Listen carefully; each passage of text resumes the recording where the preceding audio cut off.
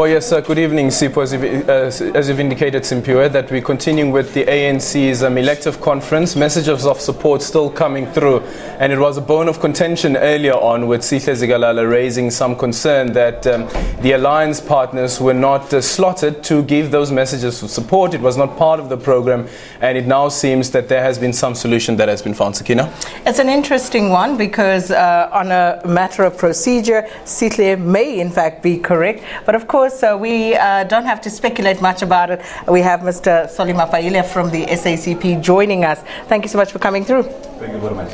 So first and foremost, I see some of the delegates making their way into the hall to actually take dinner, the messages of support carrying on inside. So are you able to first and foremost just shed some light for us in terms of the credentials and whether you've started there on that process? Are the credentials ready, first and foremost? No, that's a matter for the ANC to respond to. But you're from inside. Yeah, we're just trying to check. Not about the deliberations around them, are they ready? No, what I can say is that they've taken one item, which was for tomorrow, to now, the question on messages of support, the international components. That's why we have seen some comrades, including our comrade from ZANU-PF speaking. And thereafter there will be alliance messages as well. And thereafter they will go back to the normal program. Actually, I can confirm that the credentials will only be ready around about 9 o'clock. Not too sure if indeed they will be ready. But just let's quickly speak about President Jacob Zuma's speech. And early on when we were speaking to the professors, they were indicating how the president singled out the SACP as well as COSATU. And specifically speaking about the resolution that was taken and him saying that the SACP has taken this resolution to contest the elections and calling on for a reconfiguring of the alliance.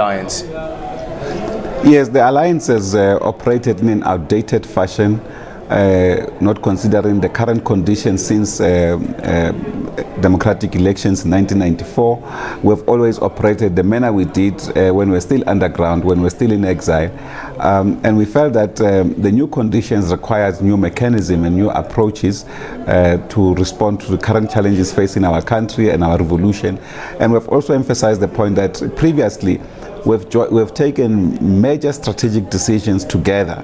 For instance, when we took the decision to launch armed struggle, it was a common discussions within the alliance. When we adopted Sergeant Tactics document through Morogoro, it was after massive consultation discussions inside the movement. When we adopted the Path to Power program towards intensifying armed struggle in the country, it was in the same way. When we came back from outside after the unbanning process, when we were confronting the first democratic elections, the alliance sat down together to discuss the approach, and we agreed that the ANC should be the one that should be on the ballot on behalf of all of us.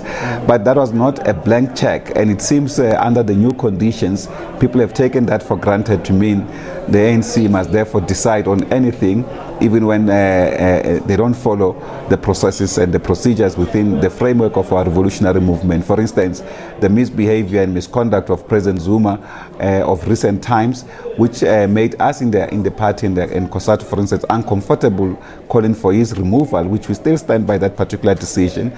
All of those were not considered, and there were reasons for us to come to that particular conclusion. And the fact that the ANC could move on and ignore such a major issue from the alliance clearly shows that there's dysfunctionality in the manner in which the alliance is configured. That's why we've called for its reconfiguration, so that it can adapt to the new conditions. But it's not the first time that this has happened. It's practically come full circle since 2007 with President Thabo Mbeki. So I'm curious as to when did the alliance realize that, this was no longer functional? Well, you see, for instance, with President Zuma after Polokwane, there were some agreements. For instance, we agreed on the 5 key priorities for our country. We brought back the question of social services, for instance. We brought back the question of focus on job, on rural development, on safety of our people and so forth. But major issues that we have agreed on later on could not be fulfilled, for instance. Majority of our people living in insecurity, for instance. Poverty has increased. majority of workers are out of jobs. So the economy has not performed as much as it should have been, and largely as a consequence of misbehavior of leadership. And of course, there were many international factors, 2008 global economic crisis, but our own doing, for instance, on how we've handled the state-owned enterprises, corruption taking place in those institutions, looting of state resources, whether it's in PRASA, in Dinel, in ESCOM, in Transnet, and many other areas within the state entities. So all of those have then felt that made it impossible for the coherence of the alliance, because we kept on pointing out these things, and instead of them being addressed, they created now new tensions. And that's why we don't agree with the thrust of the president's speech, in the sense that whilst he has spoken much better about the political and theoretical aspect of our of his input, he couldn't match the speech by his own example. On many areas, for instance, on revolutionary morality, for instance, on revolutionary discipline, on corruption, on accountability, on all major issues that are basically the values of our movement. He can't match those values. So it was basically the wrong man to present the speech today. But nonetheless, he had the privilege as president to present it. So there was an obligation on that part. Therefore, he has to do it. But we felt that the speech lacked adequate example, and therefore the new leadership must have the necessary example to meet the obligations of our revolution.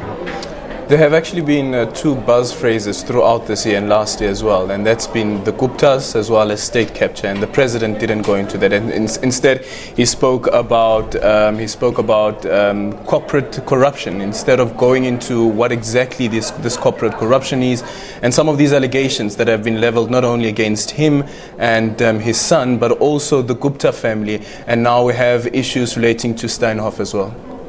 Well, corporate corruption exists. That's why, for instance, our initial conception of what is now commonly called state capture, we called it corporate capture of the state. But it was largely the corporates that were capturing the state.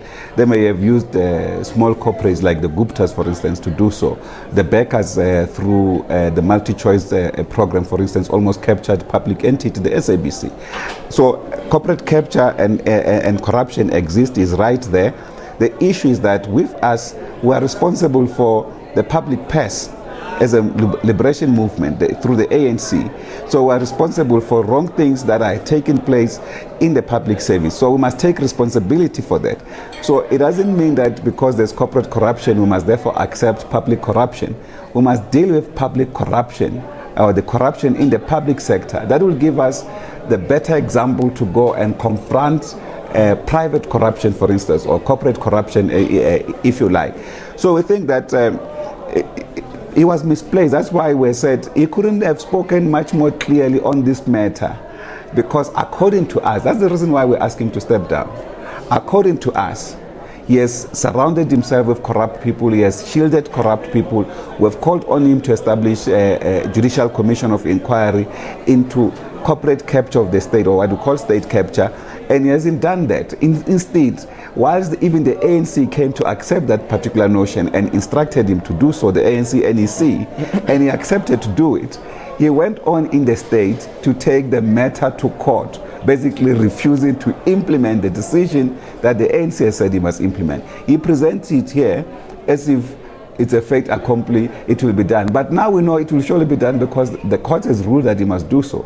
So it is that part that we also feel that there's been too much lack of practice from his side about his own responsibilities. And of course, there wasn't too much mention of corruption. Of course, we couldn't expect much from his platform, but there's deep corruption that we must deal with of state-owned enterprises that also involve the elite and the Guptas, his own son and the people that are close to him. But we must also deal with corruption in KPMG, Steinhoff and other public institutions, NASPERS, multi-choice groupings, and so forth.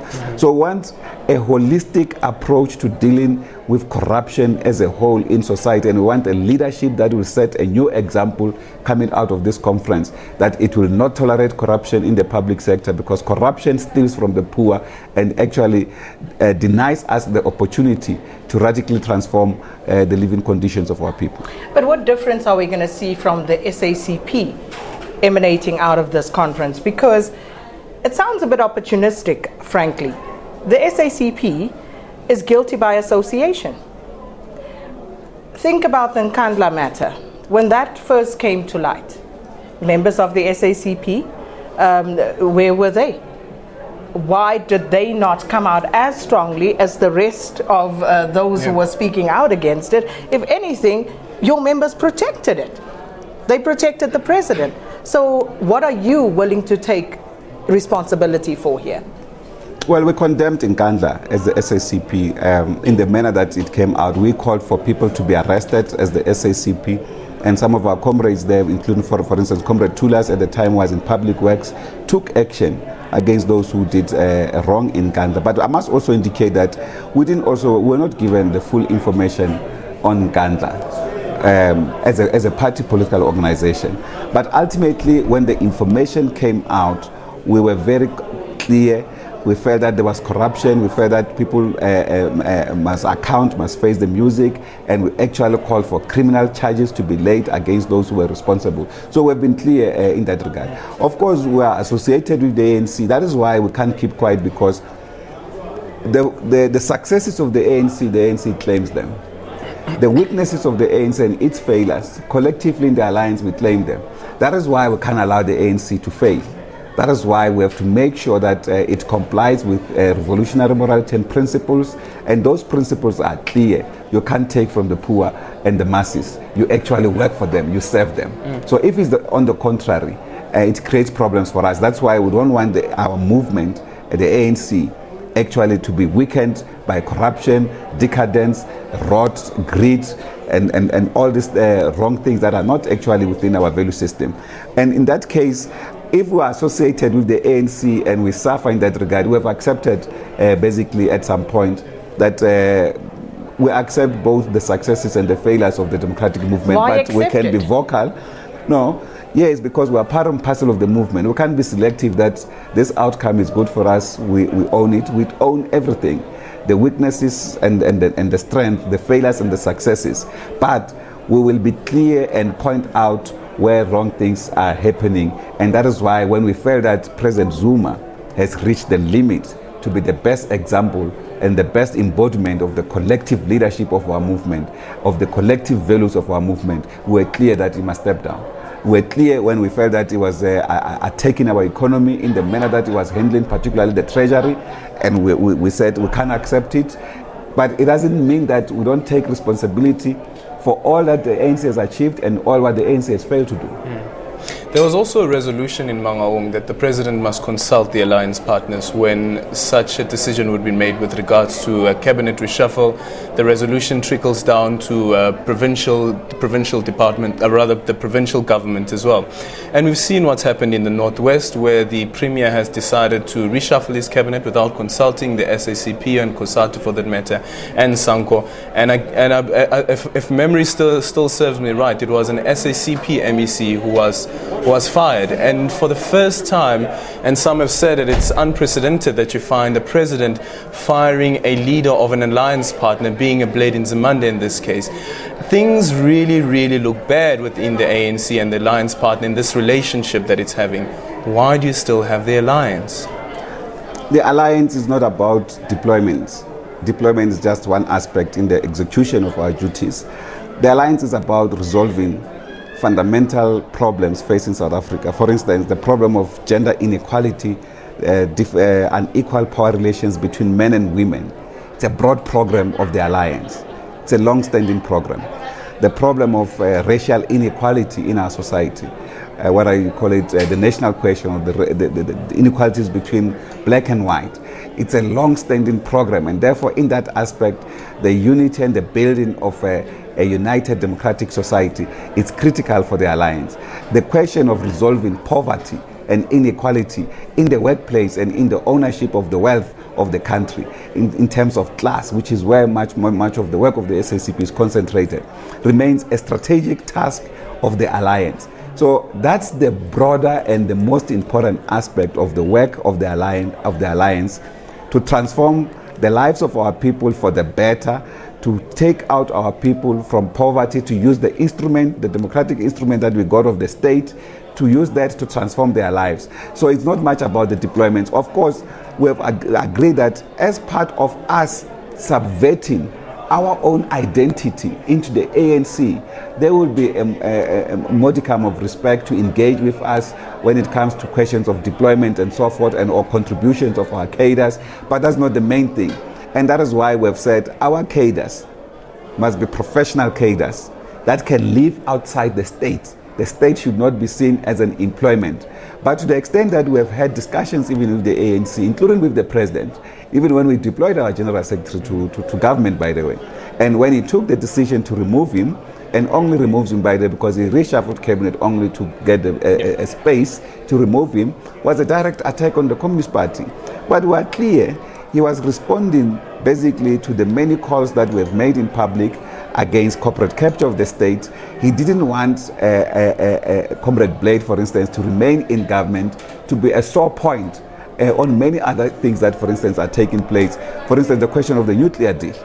And we think, for instance, we will wage a big fight on the question of the nuclear deal. We think the country can't afford it. We're not saying it can't be a policy option, but the moment it's unaffordable for this particular country, and therefore it should not even be an option. So for those who are fighting those kind of programs, they became victims, and Comrade Blade was one of them. Solly, just one question that I need you to answer very, very quickly. Some are saying that the SACP is looking at the ANC's elective conference. They want to look at the outcome, and should Nkosazana Dlamini Zuma win as president of the ANC, we will see the SACP take a steadfast resolution that it will contest state power, even at a national level. Is that true? We have taken a decision to contest elections actively on our own, within or outside the alliance, based on the consideration of our engagements within the alliance and with broader society, and to build a broad front and a popular left front to guarantee and safeguard the South African revolution, not necessarily to guarantee the alliance or the ANC, but we think the ANC has an important role to play in that particular process. Well, thank you so much. There you have it from Solly Mapaila, the first Deputy Secretary General of the SACP. Quite a number of issues that I wish that we could still raise with you. Absolutely, Aldrin. But of course, there will be time aplenty, we would think, to get into the meat of some of these issues. But for now, it's back to Auckland Park, and we'll be back after this.